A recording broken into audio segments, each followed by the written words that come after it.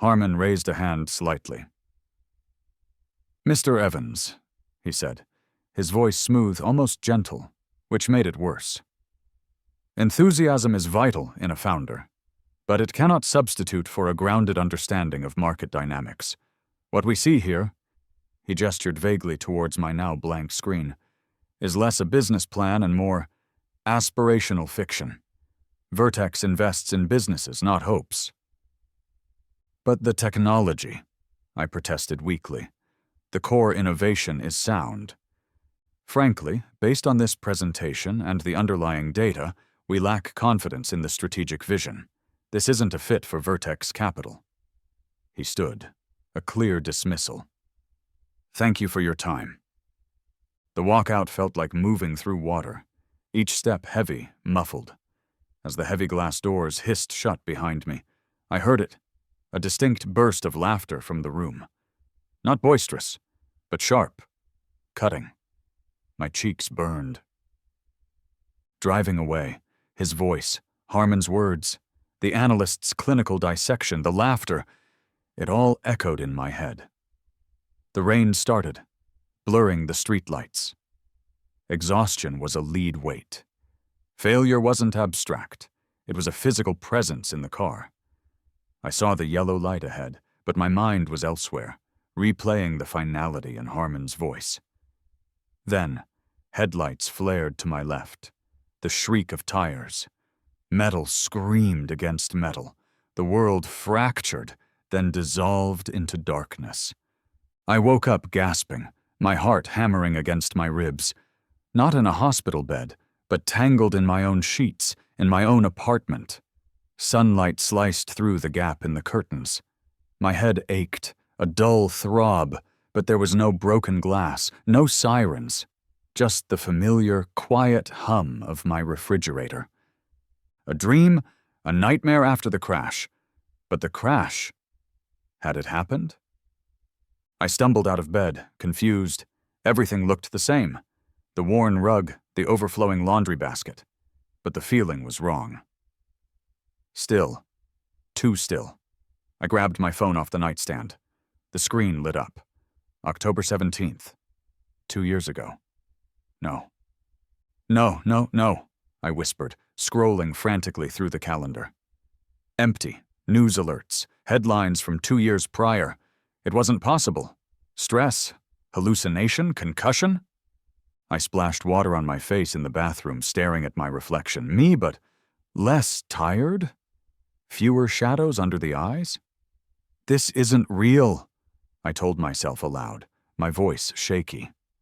But hours later, after checking every digital footprint emails sent 2 years ago, social media posts from friends referencing events from that time, bank statements showing transactions from this impossible date, the terrifying truth began to sink in. The crash, the failure, that was the future. This was now or then. Fear warred with disbelief. Was I dead? Was this purgatory? Or had I somehow come back? The implications were staggering, terrifying. A second chance? It felt like a cosmic joke, a cruel trick, driven by a need for a tangible proof of my own past or future. I found myself pulling out old notebooks from a box in the closet. Flipping through the pages, I saw the first sparks of the startup idea. Messy diagrams, excited, barely legible notes. The raw enthusiasm before it got diluted by compromise and the desperate need for approval. "You were so sure," I murmured to the faded ink, to the younger version of myself who'd written those words. What happened? The answer echoed in the empty room. I let fear happen. Fear of failure. Fear of judgment. Fear of not being enough. I chased Harmon's validation instead of trusting my own vision. As dusk fell, painting the room in shades of gray, the emotional storm began to subside, leaving behind a fragile calm. Okay. If this was real, if this was a second chance, what now? The fear was still there, a cold knot in my stomach, but something else was stirring alongside it, a flicker of defiance. "Not this time," I whispered to the empty room, the promise echoing Harmon's earlier dismissal, but filled with a different meaning. "This time, I do it right. No shortcuts, no compromises based on fear, no chasing ghosts." I looked down at the notebook, at the raw, hopeful idea. This time it's for me. Knowing the future didn't feel like power. It felt like carrying a fragile, explosive secret. My first call wasn't to an investor, but to Emily Chen. I remembered her interview clearly. Quiet, brilliant, solutions sketched on a notepad while the seasoned developer I eventually hired just talked a good game. We met at a noisy coffee shop. "Thanks for meeting me, Emily," I started, pushing a coffee towards her. "I know your thesis defense is coming up." "No problem," she said, her eyes curious. "Your email mentioned a project idea?" Instead of launching into my pitch, I asked, "What frustrates you most about current collaboration software?" Her focus sharpened instantly. "The lack of true integration," she said without hesitation. "Everyone bolts on features, but the core workflows are clunky. Asynchronous communication feels like an afterthought. And nobody seems to be thinking about how distributed teams actually build trust and context remotely." She started sketching on a napkin, just like I remembered. But this time, I wasn't just seeing algorithms. I was seeing the future fix to my past failure. What if, I leaned forward, we built something designed for that from the ground up, focused entirely on seamless async collaboration and context sharing for technical teams? Her pen stopped. "That," she said slowly, looking up, "is interesting, very interesting. There are some significant technical challenges, though. Scalability, real-time sync without latency." "Exactly," I jumped in, maybe too eagerly. "And that's why I wanted to talk to you.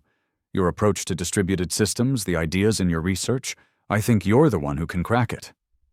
By the end of the coffee, she was practically vibrating with ideas. "Okay," she finally said, a determined glint in her eyes. "Let's talk logistics. When could we start?" Next, funding. The thought of pitching VCs, especially Harmon, made my stomach clench. Not again. I called my Uncle David. "Uncle David, it's Alex." "Alex? Haven't heard from you in a while. Everything okay?" "Everything's good. Actually better than good. I have an idea. A business idea." I spent 20 minutes laying it out. The problem, the refined solution incorporating Emily's early insights, the lean development plan. I didn't exaggerate. I didn't promise the moon. "Sounds ambitious," he said, his engineer's skepticism evident. "What makes you think you can pull this off when bigger companies haven't?" "Because we're focusing on the core problem differently," I explained. "And I have someone brilliant, Emily Chen, ready to lead the technical side. We don't need millions to start. We need enough runway to build a solid MVP, prove the concept with real users." I named a modest figure. He was silent for a long moment. "All right, Alex, send me the detailed plan. No promises, but I'll take a look. Don't make me regret this." "You won't, Uncle David," I said, relief washing over me. "I promise." Weeks later, at a mutual friend's party, I saw Derek holding court. He spotted me across the room. "Evans, still tilting at windmills with that startup idea?" he called out, a smirk playing on his lips. Several people turned to look. The old me would have felt the heat rise in my cheeks, felt the need to defend myself. This time I just smiled faintly. "Making progress, Derek. Slow and steady." "Right," he chuckled, turning back to his audience. "Well, don't quit your day job just yet." Someone next to him laughed. I didn't flinch. His words, meant to sting, barely registered. His opinion doesn't matter, I thought. The realization hitting with surprising force. Let him laugh. I was playing a different game now. one where his approval wasn't the prize. Building something real was. "Okay, Raj, walk us through the community engagement strategy again," I said, leaning against the whiteboard in our cramped co-working space. 8 months in, our team was still small. Me, Emily, Raj Patel, the marketing hire I'd foolishly passed over last time, and Zoe Washington, our intuitive UX designer. Raj tapped the board. "Forget splashy ads for now. We focus on niche forums, developer communities, early adopters who feel the pain point most acutely. We offer genuine value, listen to feedback, build advocates. It's slower, but it's sticky." "I like it," Zoe chimed in, looking up from her wireframes. "It aligns with the user-centric approach. We're not just selling, we're co-creating with our first users." Emily nodded, focused on her laptop screen. From a technical standpoint, getting detailed feedback from power users early is critical, better than broad, shallow feedback later. This was different. Collaboration, open discussion. Not me dictating from on high based on what I thought investors wanted. We were building based on Raj's insights and Zoe's user research. Then we hit the wall. A major technical obstacle, an integration issue Emily hadn't foreseen, threatened our timeline. Emily looked stressed, working late, her usual calm replaced by frustration. "It's more complex than I thought, Alex," she admitted during a late-night check-in, rubbing her temples. "We could force a workaround, but it's messy. It'll cause problems later." The old me would have pushed. "How much later? Can we just get the prototype out? We need momentum!" I could almost hear my past self's panicked voice. I remembered the consequences. Buggy releases, lost user trust, the crippling technical debt. My father's face flashed in my mind. His reaction to business problems was always pressure, blame, demanding impossible speed. I took a deep breath. "No workarounds, Emily," I said firmly but quietly. "We build it right, or we don't build it. Take the time you need. Pull in Sarah and Ben." I referred to the 2 junior engineers she'd hired. "Pause the other feature work. Solve this properly. The timeline can wait. Quality can't." Emily looked up, surprised, then relieved. Okay, Alex, thank you. We'll figure it out." They did. 3 intense days later, Emily presented an elegant solution. More robust than the original plan. The delay was worth it. It wasn't just about the code. It was about trust. My trust in them, their trust in my leadership not to panic. Just as we got back on track, the email arrived. Innovate Forward Tech Conference. Keynote speaker, Richard Harmon. My stomach did a slow, cold flip. "Guys," I said, holding up my phone, "look at this." Raj whistled. "Innovate Forward, big leagues." Zoe frowned. "Isn't that where—" She trailed off, knowing the significance from the stories I'd shared about my past failure. "Yeah," I confirmed. "The place I first started chasing Harmon's approval." "Are you going to go?" Emily asked quietly. I hesitated. Part of me screamed no, avoid the ghosts, but another part knew I had to. "Yes," I said, surprising myself with the conviction. "I'm going. Not to pitch Harmon, not to chase anyone, just to be there, to see how it feels this time. Maybe, I thought, it was time to face the past without letting it define the future." The conference floor buzzed, a sea of lanyards and forced smiles. I kept a low profile, observing. There was Harmon, holding court, looking exactly as I remembered.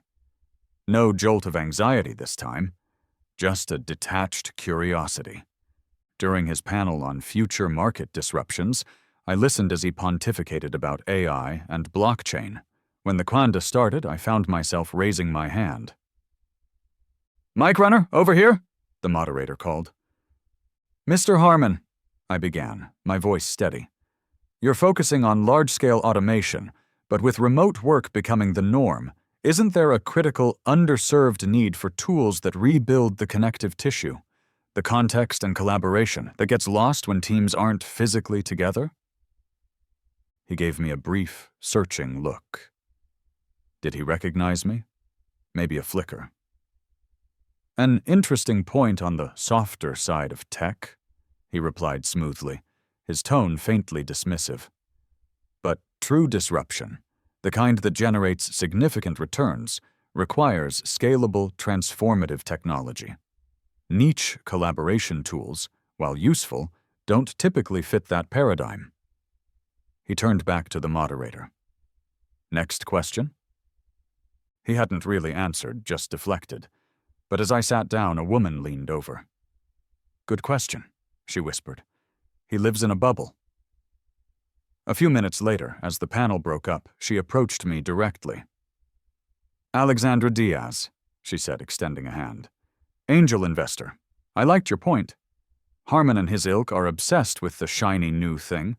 They forget people still need to actually work together. What are you building? I gave her the short version of Connect Well. She listened intently, her questions sharp and insightful. Keep me posted, Alex, she said finally, handing me her card. I like founders who aren't afraid to question the echo chamber. Later, near the bustling exhibition hall, I saw him, Derek, sporting a Prism Tech lanyard, laughing loudly with a group of people. He spotted me. Evans, didn't expect to see you slumming it here, he said, loud enough for his companions to hear. Just taking the temperature, Derek, I replied evenly. Right, he smirked. Still plugging away at that little... What is it? Connect Well? He made a show of trying to remember the name. That's the one. Cute, he said. Look, Alex, seriously, my offer still stands. Product manager role at Prism. Real company, real impact. Stop playing around in the kiddie pool. His friends chuckled. The condescension was thick enough to cut. Thanks, Derek, but I'm good, I said, my voice level. We're actually getting some interesting traction. Sure you are, he scoffed, turning away. Good luck competing with us when Synergy Hub launches. We're going to own this space. I watched him walk away, the familiar sting of his dismissal momentarily sharp. But it faded quickly. Let him think that, I thought.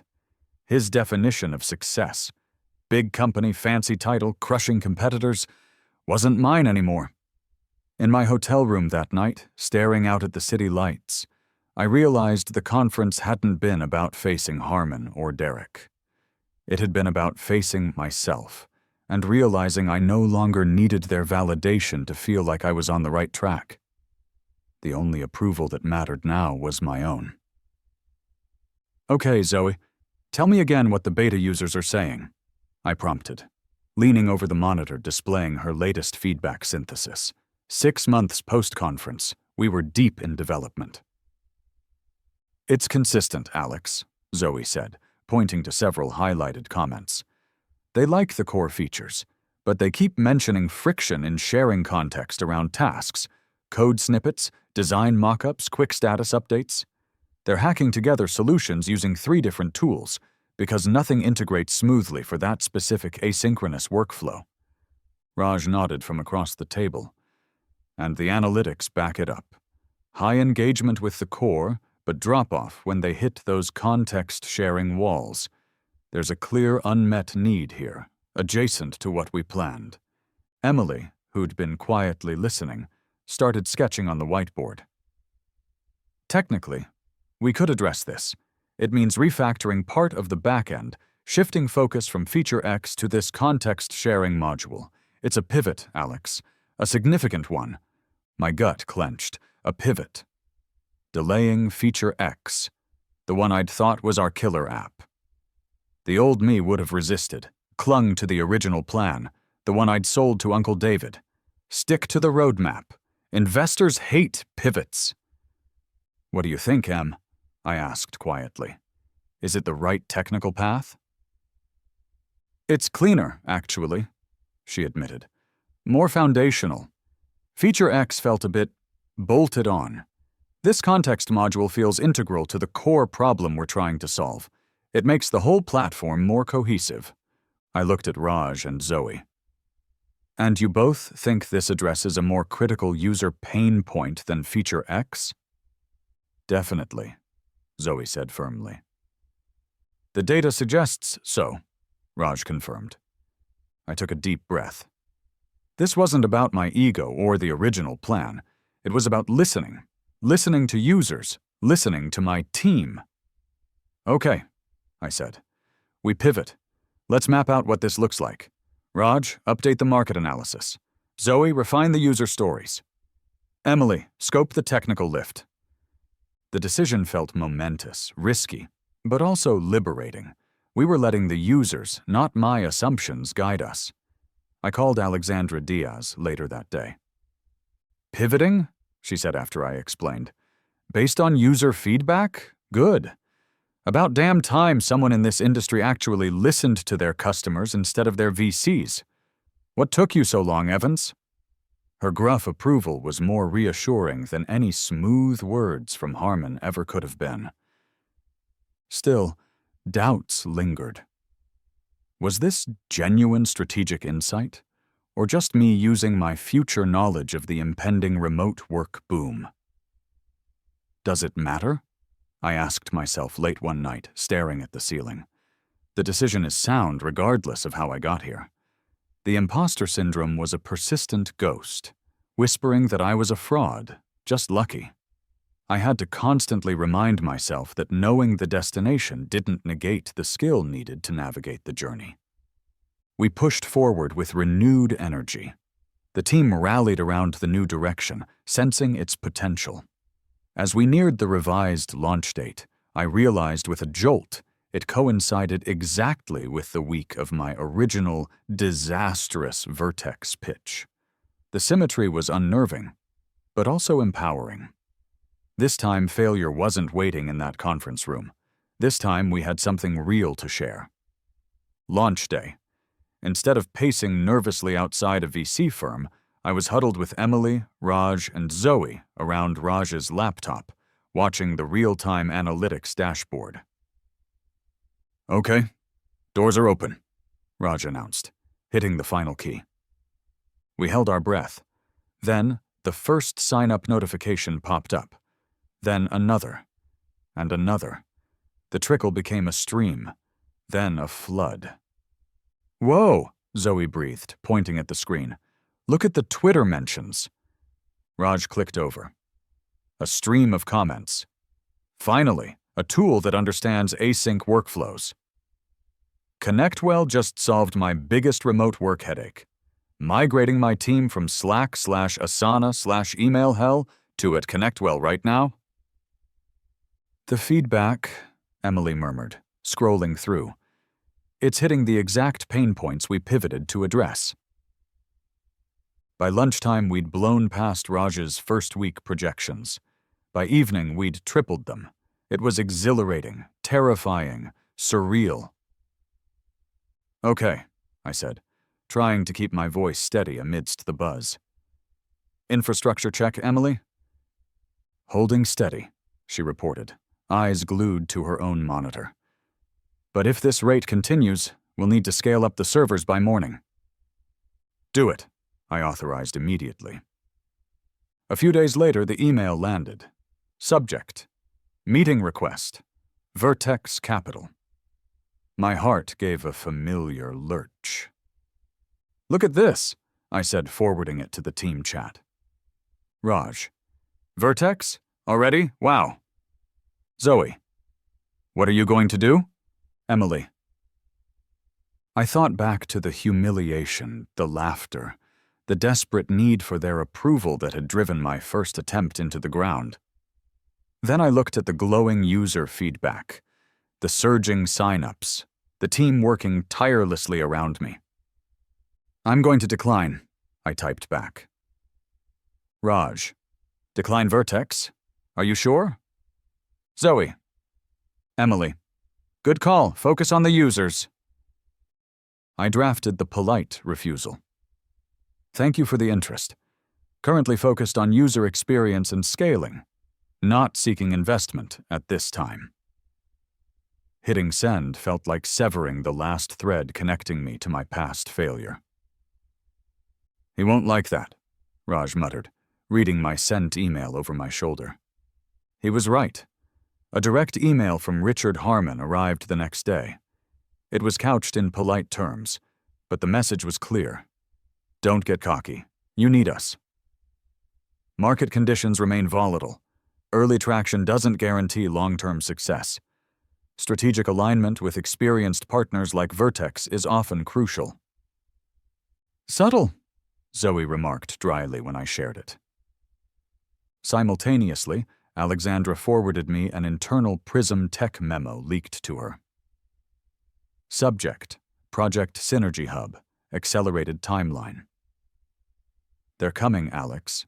Her accompanying note read, "Derek Miller is pushing his team into overdrive to launch their clone ASAP." The board was set. The real game was just beginning. The next year was a blur of building, scaling, and listening. ConnectWell grew, not explosively, but steadily, organically. Our churn rate was low, our user satisfaction high. We weren't flashy, but we were solid. Then Prism Tech launched Synergy Hub with a deafening roar press releases, analyst briefings, a huge ad spend. Derek Miller was everywhere, the face of the launch, talking about revolutionizing the collaboration space. Their product looked slick, a near-perfect visual clone of ours. But the cracks appeared quickly. Users flooded forums with complaints. "Buggy as hell, lost my data. Interface looks nice but makes no sense." Support is non-existent. They'd copied the surface, not the substance. We encountered Derek and his CEO, Peterson, at an industry gala. Alexandra Diaz was chatting with me when Peterson dragged Derek over. "Alex Evans, ConnectWell, good to meet you," Peterson boomed, shaking my hand. "This is Derek Miller, heads up our Synergy Hub division." Derek offered a limp handshake, avoiding my eyes. "Evans," he mumbled. "ConnectWell," Peterson continued, oblivious to the history. "Doing some interesting things in the collaboration space, I hear. Though, of course, Synergy Hub is poised to really consolidate the market. We're focused on our users," I said politely. Right, Peterson waved a dismissive hand. "Good luck with that." He steered Derek away. Alexandra raised an eyebrow as they left. "He has no idea you two go way back, does he?" "Apparently not," I said, watching Derek's retreating back. He looked stressed, the bravado gone. Later that week, Alexandra called. "Prism is stumbling, Alex. Synergy Hub's launch is a mess. Users are jumping ship, many are coming straight to you. Now's the time. Launch a comparison campaign. Highlight their weaknesses. Poach their key people." The suggestion was tempting. Kick them while they're down. Especially Derek. The old me would have relished it. Payback. "No, Alexandra," I said, surprising myself. "That's not our game." "Alex, this is business. They wouldn't hesitate to crush you." "I know, but we win by being better, not by being ruthless. We stick to our plan, focus on product, support our users, build sustainable growth, let their product speak for itself." It felt like drawing a line, not just strategically, but ethically. This wasn't about settling old scores. It was about building the kind of company I could be proud of. Alexandra sighed. "Your funeral, maybe. Or maybe you're smarter than I am. Keep me posted." A few weeks later, the news broke. Prism Tech signs massive lease for the prestigious Westview building, a huge, splashy commitment despite Synergy Hub's struggles. Tech journals ran puff pieces. Derek was quoted, "This move reflects Prism's confidence and long-term vision. Smaller players simply can't compete at this scale." Reading his words, I felt a chill. He was following the script, and that gleaming tower, meant to signify dominance, was about to become his millstone. The market didn't just dip, it plunged. Suddenly, funding dried up, clients slashed budgets, and the buoyant optimism of the tech world evaporated, replaced by a grim survival mentality. Layoffs swept through the industry. Startups folded overnight. Prism Tech, over-leveraged and bleeding cash from the Synergy Hub fiasco and the massive Westview lease, was hit hard. Rumors flew, missed payroll, frantic searches for emergency funding, suppliers demanding cash upfront. Our own team meeting felt heavy. Raj presented stark projections. New signups are slowing, he reported. Existing clients are scrutinizing every expense. We need to cut burn, pause everything non-essential. Zoe agreed. We can't compromise support, but maybe delay the internationalization push. Focus on retaining who we have. Then Emily spoke up, her voice cutting through the caution. Or, this is our chance. Competitors are panicking, pulling back. If we accelerate the enterprise feature roadmap, the one big clients keep asking for, we could capture market share now while everyone else is frozen. The room fell silent. Caution versus opportunity. Raj looked worried. Zoe looked thoughtful. Emily looked defiant. They all looked at me. My father's face again, his fear during downturns, his inability to see past the immediate crisis.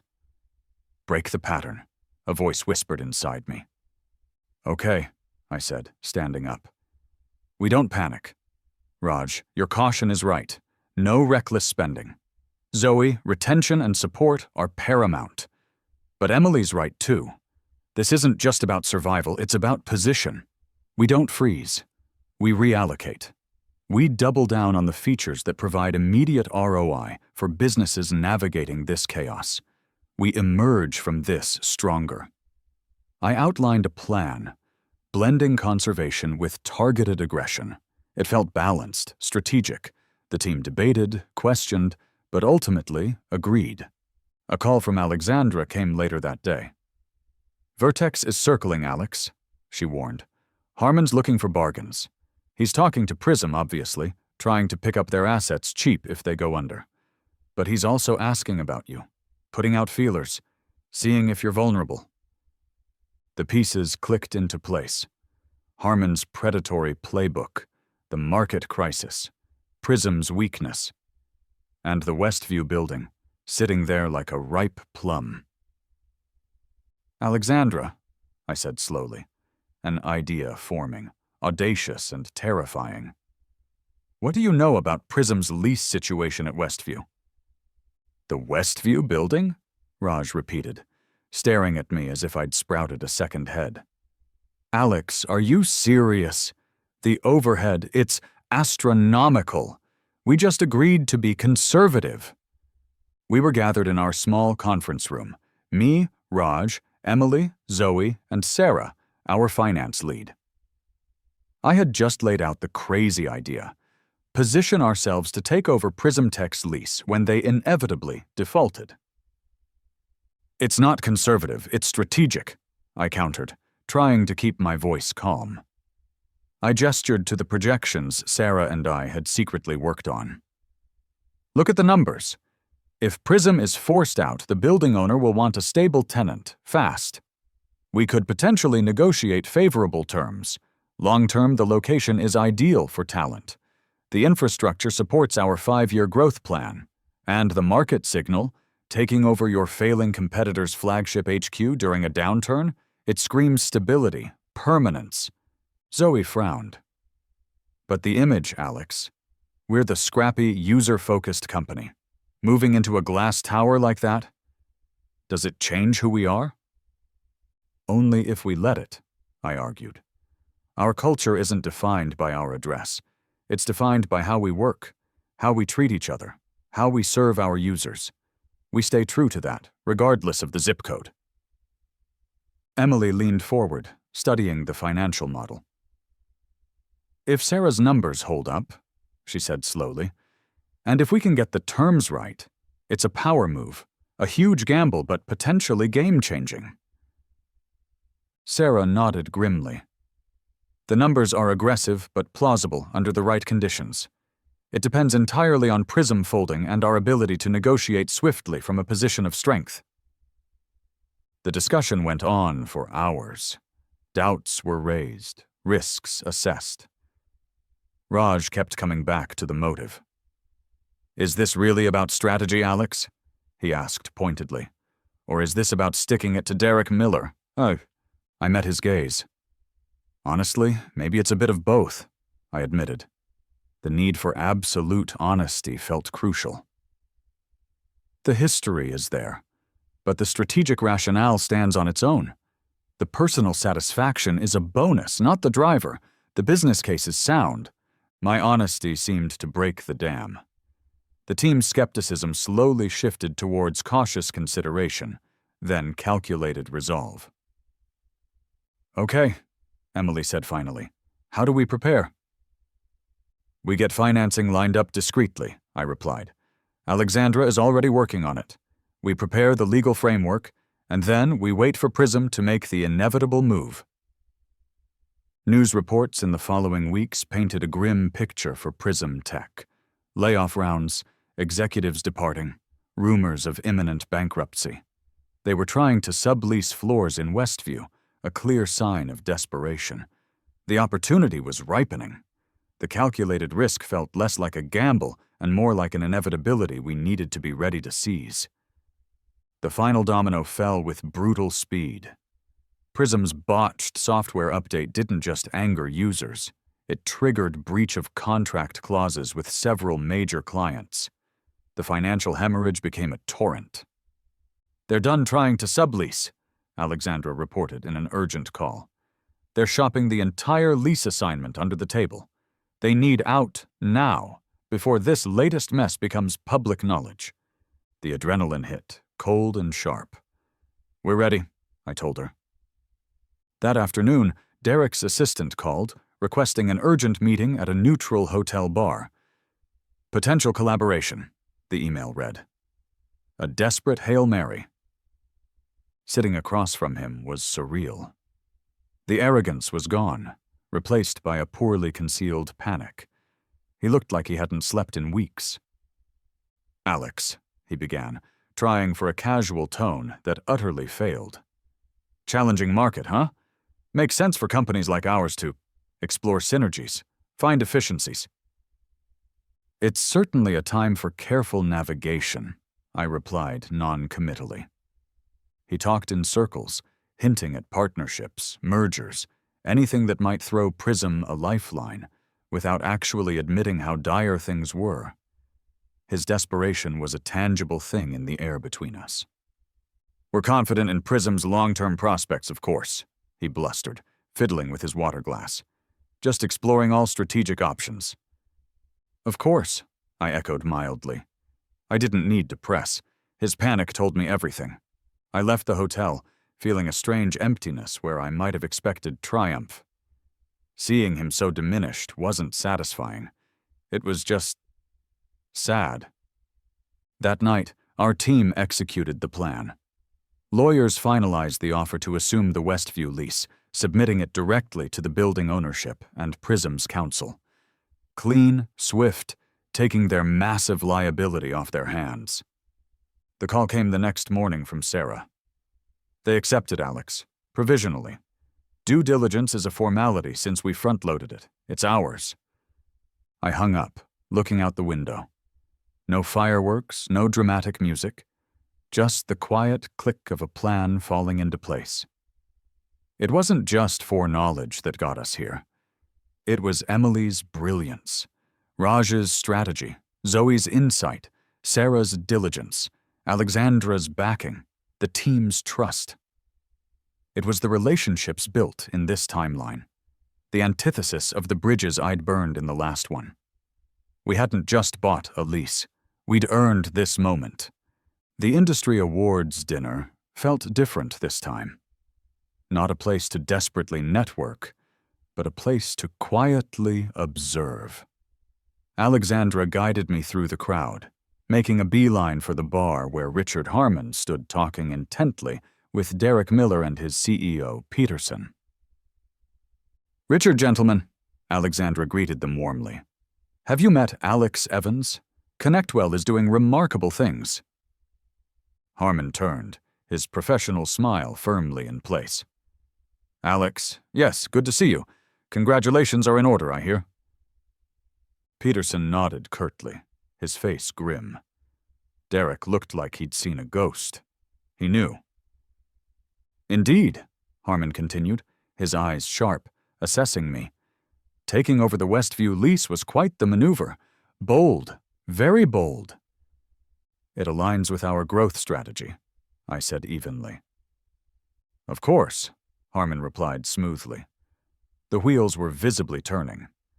"Alex, Vertex has been impressed by ConnectWell's resilience. Perhaps it's time we had a serious conversation about accelerating your trajectory. A strategic investment." "We can certainly explore that down the line, Richard," I deflected politely. "Right now, managing the expansion is our priority." I held the power now, and he knew it. Later, Derek found me standing alone by the terrace doors. He looked smaller somehow. Deflated. "How?" he asked, his voice low, stripped of its usual bluster. "Just, how did you know? It's like you were playing chess while we were playing checkers." I could have twisted the knife.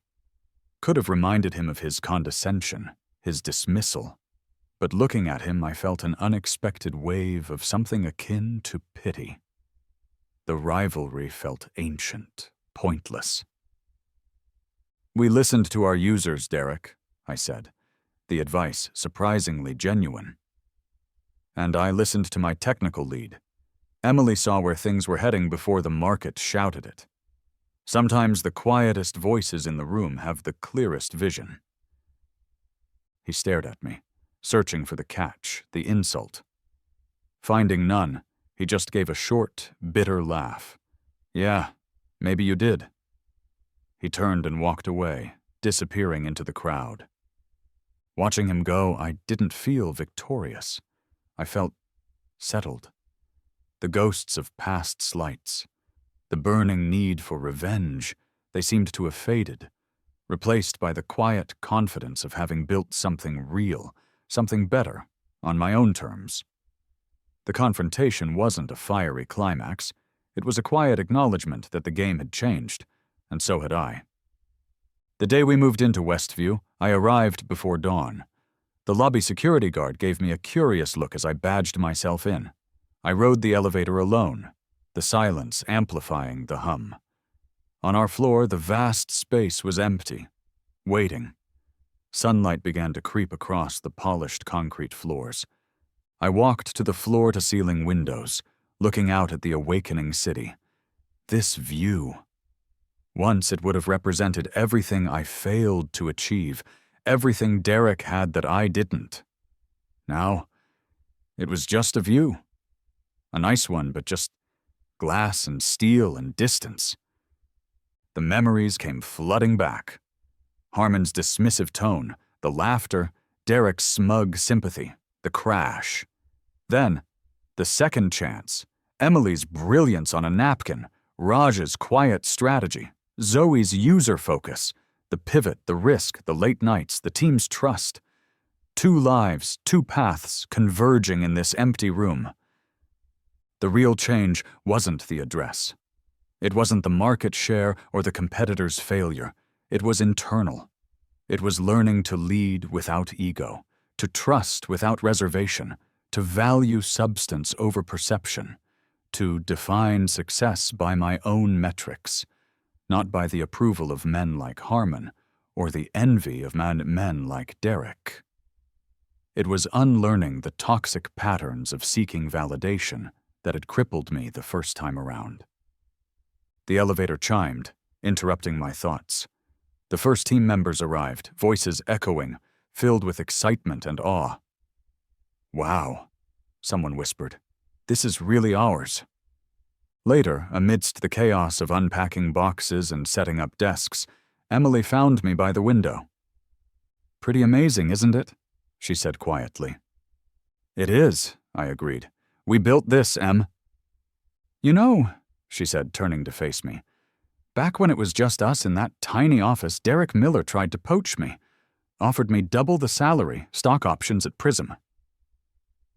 I looked at her, surprised. You never told me? Didn't seem relevant, she shrugged. I told him no. Why? She smiled. Because he was pitching a job. You were pitching a vision. I believed in the vision, Alex, even when it was just a crazy idea and 2 people. Her words hit me harder than the view, harder than the satisfaction of beating Harmon or Derek. This was the victory.